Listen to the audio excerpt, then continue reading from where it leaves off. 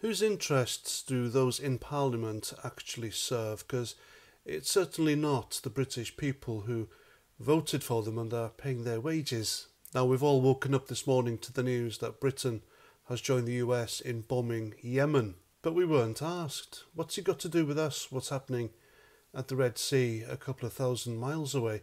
Now, you can argue it's an important shipping lane, but still, I am pretty sure it's not just the US and the UK who are using it.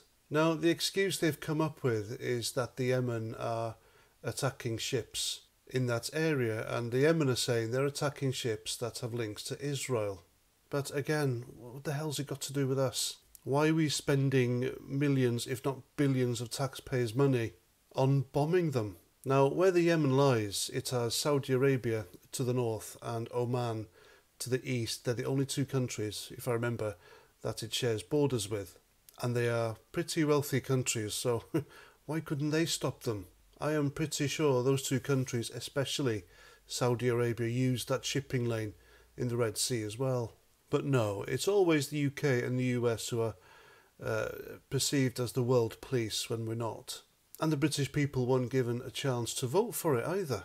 Even Parliament, they weren't called to have a discussion or vote for it. And it's not like these attacks on ships in the Red Sea have any hugely devastating impact on Britain's economy or civilian lives. So, it shouldn't be a last-minute emergency thing.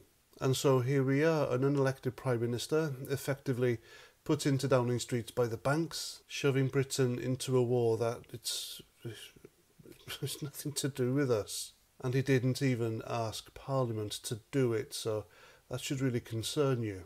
And another thing, why the hell are we sending British warships to protect a body of water hundreds, if not thousands of miles away, when we have migrants crossing the channel daily in their thousands, which has a far greater and graver impact on Britain's economy than what the Houthis in the Yemen are doing in the Red Sea? So Rishi Sunak has spent taxpayers' money on bombing another country.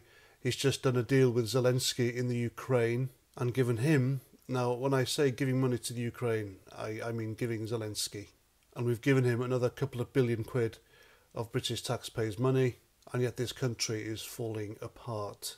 And this is yet another reason why we need to get rid of the two-party system in this country. Labour and the Conservatives, they don't serve our interests, be you left or right, up or down, whatever the hell you stand, whatever you are. I think it's time for change.